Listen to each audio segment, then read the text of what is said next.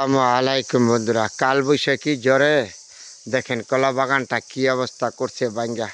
আমাদের এলাকায় কালবৈশাখী জ্বর হয়েছে, কলা গাছগুলি ভাঙ্গা কলার ছড়িগুলি নষ্ট করে দিছে একদম কালবৈশাখী জ্বরে। কত যে ক্ষতি হয়েছে কৃষকদের বলার শেষ নাই। তাহলে এই কালবৈশাখী জ্বরে এই কলা গাছগুলি ভাঙ্গা চুরমার করে দিছে।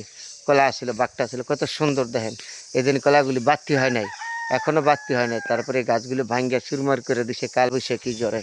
কিছু করার নাই, আল্লাহ যা করে তাই। আমাদের দেশে এই কলা সবজি তরকারি এগুলি হলো আমাদের কৃষকদের সর্বত থেকে বেশি অবদান।